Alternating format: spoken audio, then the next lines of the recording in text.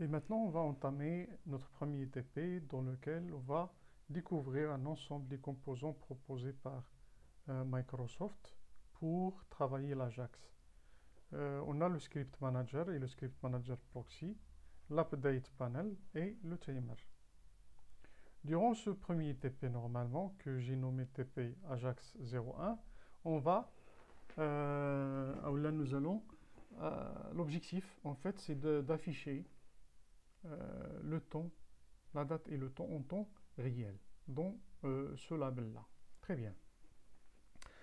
Si vous remarquez bien dans la boîte à outils, on a toute une, normalement, onglet ou la catégorie réservée pour l'Ajax et dans laquelle on trouve pas mal d'outils, pas mal de composants pour travailler l'Ajax.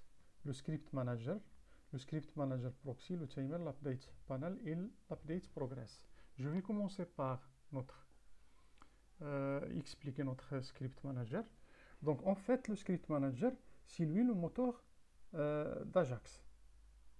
C'est lui le moteur qu'on a déjà expliqué là, le moteur d'Ajax, celui-là, le moteur Ajax. C'est-à-dire, si c'est en fait ce composant qui est responsable de la communication via l'asynchrone entre le client et le serveur. Et qu'est-ce qu'il contient? Il contient tout simplement un ensemble de références et de scripts et de services qui permettent de faire ce travail. Malheureusement, lorsque j'ai ajouté ma page, normalement, il a évité la page maître. Et la page maître, par défaut, il contient déjà, il possède déjà une instance du script manager. Et là, on ne peut pas faire ce travail, c'est-à-dire on ne peut pas avoir deux instances de script manager dans la même page.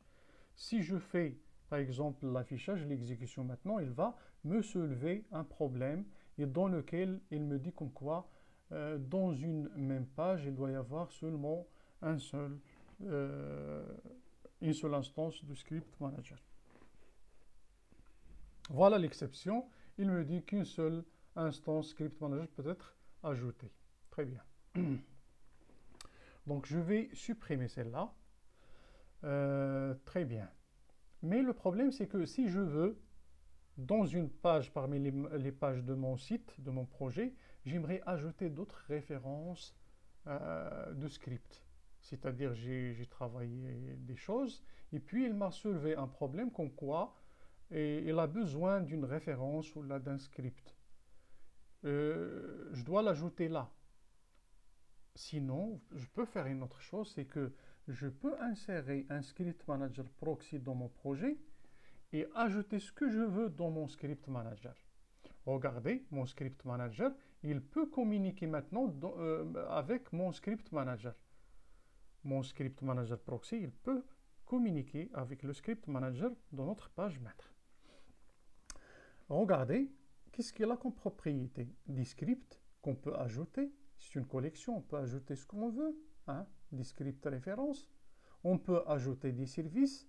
Et l'avantage qu'on a ici, c'est quoi? C'est les collections services et scripts des contrôles script manager hein, et script manager proxy sont fusionnés au moment de l'exécution. C'est-à-dire, finalement, il y a une communication entre le script manager et le script proxy au moment de l'exécution. Très bien. Par contre, si on ne veut pas ajouter des références ou des scripts, donc on n'a pas à ajouter notre script proxy. Mais pour vous montrer juste qu'il n'y aura pas de problème lors de l'exécution, au contraire, il y a une communication entre les deux.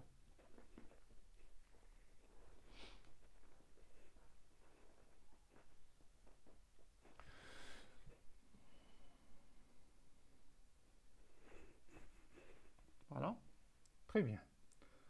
Donc maintenant, je vais passer voir d'autres composants. Donc l'objectif, comme ce qu'on a expliqué, c'est d'afficher la date et l'heure en temps réel. Donc ça veut dire quoi? Ça veut dire chaque fois, comment faire ce travail? Chaque fois, on va afficher, chaque seconde, on va afficher la date time.now dans notre label. Ici, qui va nous assurer ce travail? C'est le timer. Normalement, le timer, ça ne fait pas partie des composants Ajax, mais malheureusement, on ne peut pas travailler le timer sans ajouter le script manager. Hein? Et le rôle du timer, il est connu. Le timer, normalement, c'est quoi son rôle? C'est de exécuter et réexécuter le même morceau de code, hein, chaque intervalle. C'est-à-dire, chaque intervalle, il a une propriété intervalle. Et nous, notre intervalle, c'est 1000 millisecondes, ça veut dire seconde. Pour chaque seconde, on aimerait bien exécuter la méthode tick, hein, son événement, hein, le seul événement qu'il possède. Donc, je crois que c'est clair. Pour chaque intervalle qui est seconde, il va réafficher, réexécuter l'événement tick, ou la méthode tick. Donc, ce qu'on va faire, c'est que dans notre label numéro 1, point texte, on aimerait afficher la date time.now d'aujourd'hui, point toString, pour faire le transtypage tout simplement. Voilà. On va exécuter, après on va travailler l'Ajax. Jusqu'à maintenant, on n'a rien fait d'Ajax. Afficher.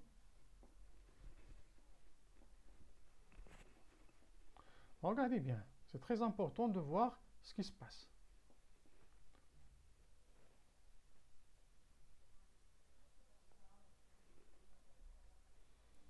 Regardez ce qui se passe. Vraiment, on a eu l'objectif qu'on veut, c'est d'afficher en temps réel la date et l'heure.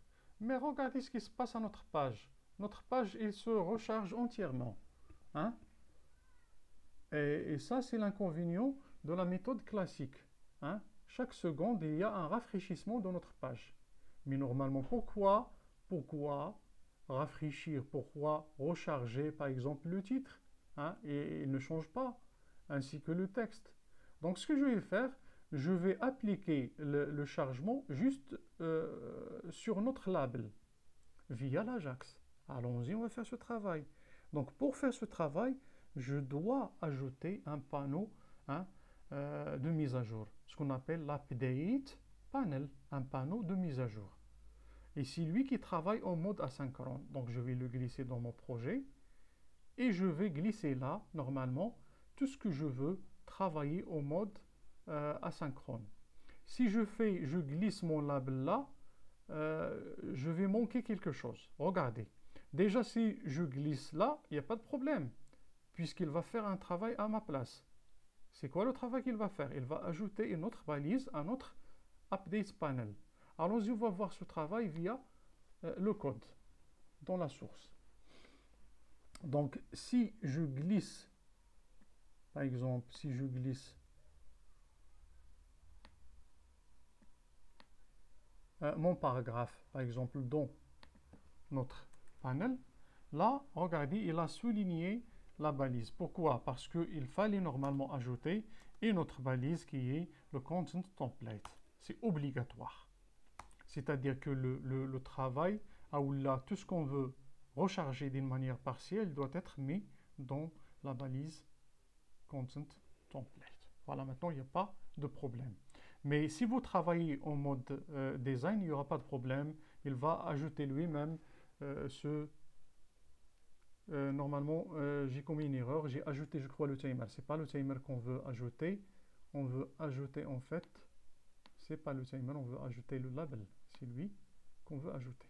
Voilà. Donc, je vais chercher content template. Qu'est-ce que je fais? J'ai commis une erreur. Voilà mon label. Le voilà. Très bien. Voilà mon label. C'est lui que je dois glisser normalement dans mon content template. Voilà.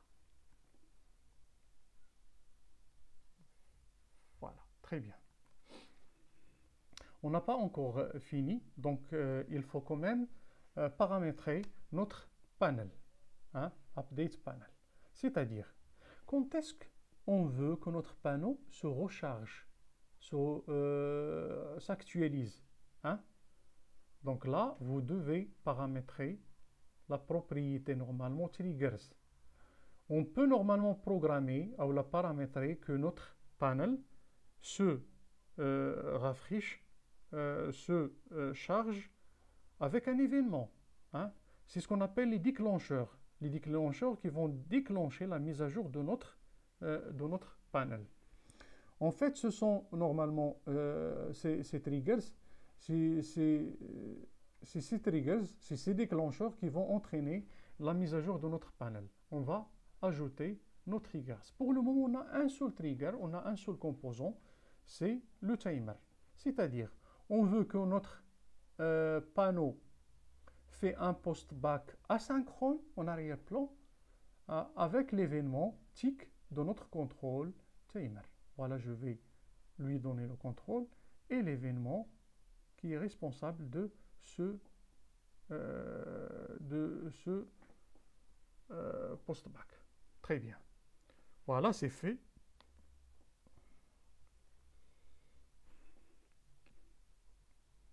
On va exécuter pour voir le résultat. Et on va voir que c'est un résultat très sympathique, puisqu'on n'a plus... voilà, regardez bien, on ne recharge plus la page entière, mais on recharge juste le label. Et c'est ça le principe de l'Ajax. Ça veut dire un rafraîchissement partiel et pas complet de la page. Très bien, merci pour votre attention. Je vais directement lancer une autre vidéo dans laquelle je passe au TP suivant.